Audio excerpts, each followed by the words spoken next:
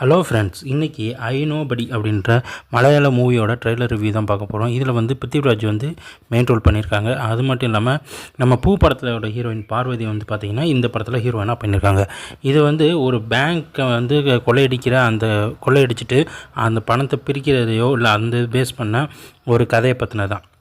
இது வந்து ஒரு பேங்க்கில் இருக்கிற பிரச்சனைகள் மட்டும் இல்லாமல் ஒரு தனி மனிதனோட பிரச்சனைகளை வந்து இதில் நிறைய வந்து சொல்லியிருக்காங்க அப்படின்னு சொல்லணும். பிருத்திவிராஜ் இதில் வந்து ஒரு நார்மல் பர்சனாக, ஒரு நல்ல அப்பாவாக, நல்ல ஹஸ்பண்டாக, ஒரு வேலை பார்க்குற ஒரு ஸ்டாஃபாக இதில் வந்து பயங்கரமாக நடிச்சிருக்கிறாரு. ஒரு சைலண்ட் பர்சனாக இருக்கிறாரு. அதே நேரத்தில் அவர் வந்து அப்படியே கட் பண்ணால் அவரை அட்டாக் பண்ணும்போது அவர் பயங்கரமான ஒரு வைலண்ட் பர்சனாக மாறிடுறாரு.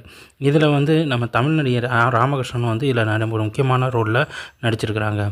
இதில் பேங்க்கை ஒருத்தர் எப்படி கொள்ளையடிக்கிறாங்க, அந்த கொள்ளையடித்த பணத்தை எப்படி பிரிக்கிறதுல எந்த மாதிரி பிரச்சனைகள் வருது, அதில் மாட்டிக்கிட்ட பிருத்திவி எப்படி அந்த பிரச்சனையிலேருந்து தப்பிக்கிறாரு, அது மட்டும் இல்லாமல் அந்த பிரச்சனையிலேருந்து தப்பிக்கிறதும் இல்லாமல் ஃபேமிலியையும் எப்படி காப்பாற்றுறாரு அப்படின்றத இந்த படத்தில் இருக்க கதை.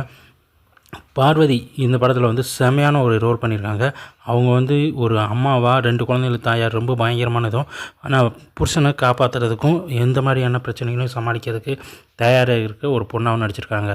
சவுண்ட் பேஸில் வந்து படம் சூப்பராக இருக்குது. சவுண்ட் பேக்ரவுண்டு எல்லாமே நல்லாயிருக்கு.